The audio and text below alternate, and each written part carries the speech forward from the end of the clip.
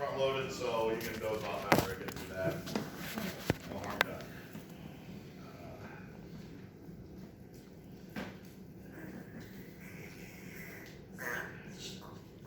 Okay, it says here in Matthew 25:46, and it's going to be fairly lengthy here. When the Son of Man comes in his glory and all the angels with him, he will sit on his throne in heavenly glory. All the nations will be gathered before him, and he will separate the people one from another as a shepherd separates the sheep from the goats. He will put the sheep on his right and the goats on his left. Then the king will say to those on his right, "Come, you who are blessed by my Father, take your inheritance, the kingdom, prepared for you since the creation of the world. For I was hungry, and you gave me something to eat. I was thirsty, and you gave me something to drink. I was a stranger, and you invited me in. I needed clothes, and you clothed me. I was sick, and you looked after me. I was in prison, and you came to visit me." Then the righteous will answer him, "Lord, when did we see you hungry and feed you, or thirsty and give you something to drink? When did we see you a stranger and invite you in, or needing clothes and clothe you? When did we see you sick or in prison and go to visit you?" The king will reply, "I tell you the truth, whatever you did for one of the least of these brothers of mine, you did for me." Then he will say to those on his left, "Depart from me, you who are cursed into the eternal fire, prepared for the devil and his angels. For I was hungry, and you gave me nothing to eat. I was thirsty, and you gave me nothing to drink.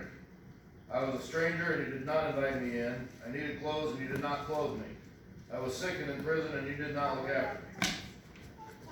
They also will answer, "Lord, when did we see you hungry, or thirsty, or a stranger, or needing clothes, or sick in prison, and did not help you?" He will reply, "I tell you the truth, whatever you did not do for one of the least of these, you did not do for me." Then they will go away to eternal punishment, but the righteous to eternal life.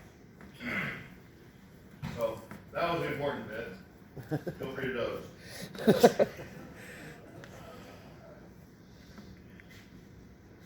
Or just stay hydrated.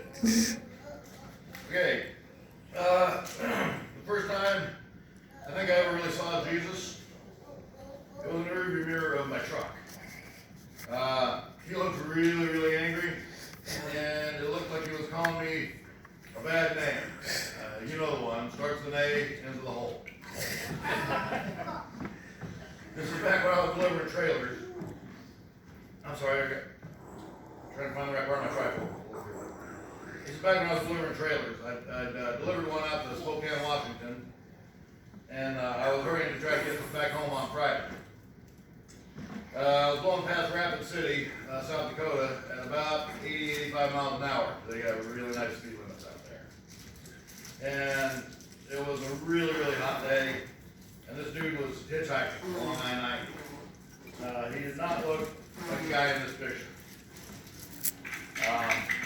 He looked like an angry, scruffy, dirty, sunburnt bomb. It was over 100 degrees, and I looked at him in the mirror and I thought to myself, that dude is gonna die. I mean, his face was just beet red. And part of it was probably from yelling at me. But anyway, so then that bit in Matthew 25:40 about whatever you did for the least of these brothers of mine, you did for me, popped into my head, and I pulled over and stopped. It didn't occur to me that he was Jesus at that time. I'm pretty sure if you mentioned it to him right now, he'd be equally surprised. It never really occurred to me until years later. Excuse me. He was just some guy. He'd had a rough life. He'd been in and out of jail and spent a lot of time with Carney. And he just spent the previous night in the Rapid City jail for hitchhiking. They picked him up, took him to jail in the morning, they let him out, brought him back, dropped him right off. So, right where I picked him up. He was filthy, and man, did that dude stink. I mean, he was right. I don't know how long it had been since he had a shower. So we got on the road, and after a couple hours, I couldn't take it anymore, man. So we pulled over to a truck stop, and I bought him a shower. You know, let him get cleaned up a little bit. And we got to talking, And it turned out he was trying to get back east. He had somebody got a job lined up for him back east. He was trying to get his life turned around and all that. And I can't remember where he was coming from, but he had a friend or a girlfriend or something back on the East Coast who had enough money that they could buy him a bus ticket from Indianapolis. So he was trying to get to Indianapolis, which worked out well because I was going right through Indianapolis. I think what are the odds that I was not for that particular guy? You know, it worked out well for both of us. He got to Indianapolis and he kept me awake, which was always a problem back then. I think I drove about 170,000 miles in 10 months. So I was pretty much on the verge of exhaustion the whole time. All it cost me was a shower and a couple, some McDonald's and a hotel room for him for the night. When we stopped in the middle of the night in some backwater in Iowa. And I got to make it home safe and sound with a good story to tell. It took me a while to convince Jess that it was a good story.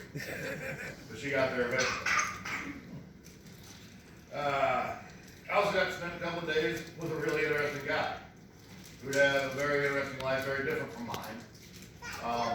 And he had a very different perspective on things.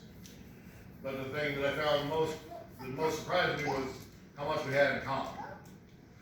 The thing that really stuck with me, even long after that, was just the whole "Therefore, for the grace of God, go I" thing. Because I very easily could have turned out just like him. Turned out the same mess. And it showed me how bountifully and completely undeservedly I've been lucky or blessed, or however you want to word. There's no false modesty there. I was like, I know I'm a smart guy, I'm a pretty talented guy, but one thing I'm really not talented at is monetizing those talents. There are a lot of things I'm good at, but I can't make a penny at anything. So I've kind of struggled along my whole life trying to find my niche. But I am where I am. And like I said, it's completely undeserved. It's like the blessings that I do enjoy, I haven't, like I said, I haven't done anything to deserve them. I'm not a particularly good person. I try, like all of you. I try and do my best, but man, I'm bad at it. And I'm pretty open-handed, but it's just because I'm a soft touch. If I'm generous, it's because I was raised by parents who taught me to be generous. And I was influenced by people like Harold and Martha Koblenz and all the ladies who taught Sunday school here, who managed to somehow get that one part of Matthew drummed into my head at least. And now it's like if I'm at a gas station and some schmuck comes up and, hey man, trying to get here and I need some gas money. If I got money, if I got a little extra money, I'll give it to them. It's not because I'm good or because I'm generous, it's because I feel guilty if I don't. I should be doing it out of love, but I'm doing it out of guilt. But I'm trying to get there, and you got to start somewhere. So I guess guilt's as good a place as any. But anyway, so I was particularly blessed to have genuinely good people influence me when I was a kid here. Jesus gave us 2 commandments. I think he may have given us a few more than that, but the 2 big ones, I guess. We love God with all our heart, soul, and mind, and love each other as we love ourselves. He said all the law. That's the 10 commandments and all that Leviticus stuff, and probably a bunch of other stuff, hang on those 2 things. And hearing it like that makes it sound really easy, doesn't it? Yeah, love God, love each other. No muss, no fuss. But it's easy to love you guys, Of course, in a lot of ways, you're just like me, so that's not a big stretch. You guys grew up here, you guys are family. But we're really good at complicating that whole loving each other thing. It's easy to love the poor, the poor, because they're just heartbreaking. you know, and we know how lucky we are. It's easy to love or hate any group, especially when there's kids involved. You know, it's easy to love them poor Indians out on the reservation because we know how badly they've been treated. And all them pictures that we bring back of the little Indian kids going to VBS and all that, man, they're just so adorable. If you don't love them, your soul is dead. You know. How do you love the broken mother and father of those kids who follow them to VBS, drunk and or stoned, and disturb things and disrupt things? I have a hard time with that. You know, I know we're not supposed to judge, but man, every year I find myself just judging the crap out of them. You know, and I know I shouldn't do that, but again, I'm working on it. But we were never commanded to love groups. We were commanded to love individuals, and that's where the problem comes in. Because you can look at a group and you can pretty much right away love them. You know whether you love them or hate them. Okay. But when you get down to individuals, it's like, you got these drunk parents showing up at VBS, and you want to just take them out behind the building and just smash some sense into them. You know, and that's kind of my fallback, my go-to position on it. But that's not that's not what Jesus would want us to do. You know, he would want us to, I don't think he'd want us to like that they did that. But I think he'd want us to make it an opportunity, to show them we love them, rather than to show them what jerks they're being, because they know what jerks they're being. And it ain't just people far away out on the res or in Washington or whatever. It's people right here at home. It's that jerk across the road who hasn't taken his Trump 2020 sign down yet. It's that jerk around the corner who hasn't taken his Biden 2020 sign down yet. It's that Karen who's making retail workers' lives miserable. Maybe your life, if you work in retail, you know who I'm talking about. It's hard to love them. It's hard to see Jesus in them. It's that schmuck, it's that overeducated know-it-all who thinks he knows better than you. It's that schmuck who gets his news from a different news source than you get yours. And the thing is, we're supposed to love all of them. And they're all worth loving.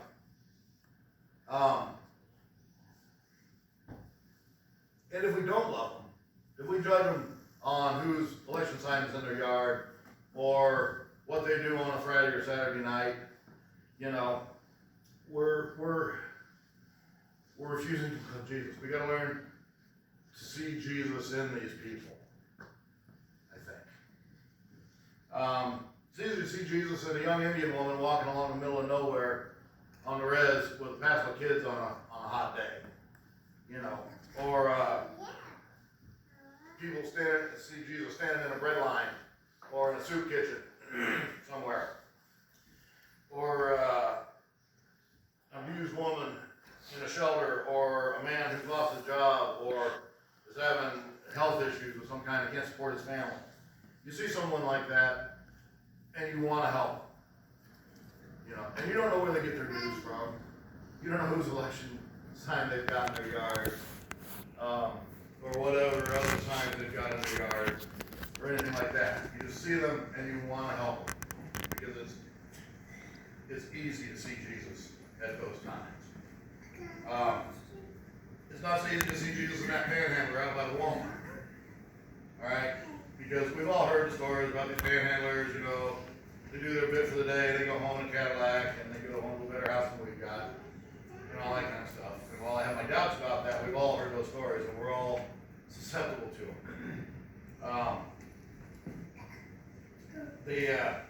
And the thing is, nobody wants to be a sucker. And I don't think Jesus ever commanded us to be a sucker. But the thing I keep coming back to is, I don't know if that guy's going home to a better house than I have, or if he really is homeless with a family to feed. you know. And I'm not saying you have to give, I'm not telling you to give money to panhandlers, I'm not telling you to pick up hitchhikers, you know. I'm just saying that I think we need to learn to look for Jesus in these people, in each other, and regardless of circumstances, and try to love them.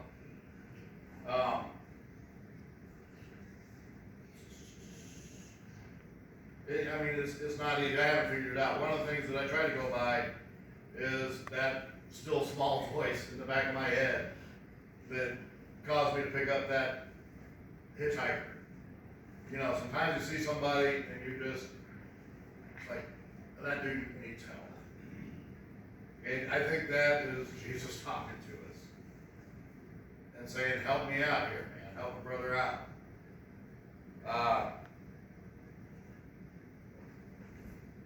Anyway, I think that's what Jesus told us to do. And like I said, I'm still trying to figure it out. I don't have any answers. And believe me, I'm not trying to tell you guys anything. I got nothing I can teach you guys. Okay? And I'm telling you what I think.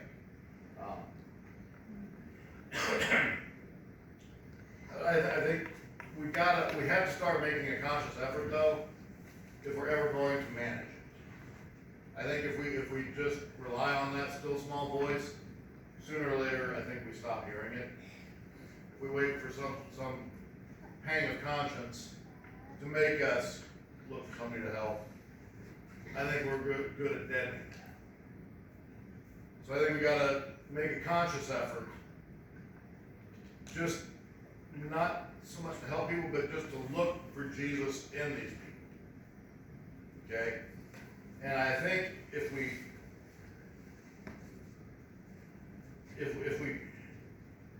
teach ourselves to do that, then I think we have a chance of success.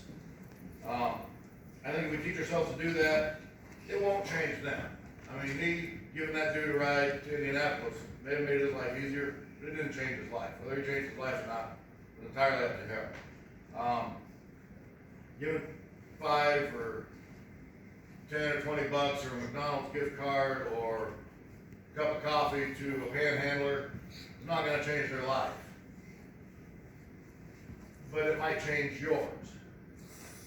I know giving that hitchhiker a ride changed my life. And if I can change my life, if we can change our life, if we're willing to change ourselves, or to open ourselves up and let God change us, then that might help others to make the same change. And if others make that same change, then that might change the world. We're meant to be the light of the world, to illuminate it for everyone, and show them how it could be. We're not meant to be the spotlight in the darkened interrogation room, just looking to browbeat the guilty into confession. There's been a lot of talk about how divided we all are right now, and I think that looking for Jesus in everyone, and especially those in whom we least expect to find him, is a good way to start bringing us together. I think that we as Christians should be leading that effort, especially since the Bible kind of tells us to do it, or at least the way I read it does. But I think we're going to have to get over the whole deserves thing first. We worry a lot about who deserves it. You know, does that panhandler really deserve it? Does that hitchhiker deserve it? Does that guy with the Biden sign deserve it? You know, we got to get over worrying about whether they deserve it or not, because we're going to be judged on what's in our hearts, not in what's in theirs. Okay, I think to me it's better to help out a panhandler who's going home to a better home than I have, because I'm going to be judged on what's in my heart, not in what's in his. Matthew 7:1-2 says, "Do not judge, or you too will be judged. For in the same way you judge others, you will be judged. And with the measure you use, it will be measured to you. That scares the snot out. Because the last thing I want is to get what I deserve. Because I know what I've been up to for the last 50 years or so. And it ain't good. I am that useless drifter standing on a highway out in South Dakota. I'm that panhandler standing at Walmart. You know, like I said, I'm just got my thumb out, hoping for a ride. What I want, what I put my hope and faith in, is God's grace. The one thing I do not deserve. And if I'm not willing to extend grace to others, then I don't have any right to expect it from Him. So that's all I got. I'm sorry, it took me 15 minutes apparently instead of 10. 21. On the upside, you're gonna beat the Baptist.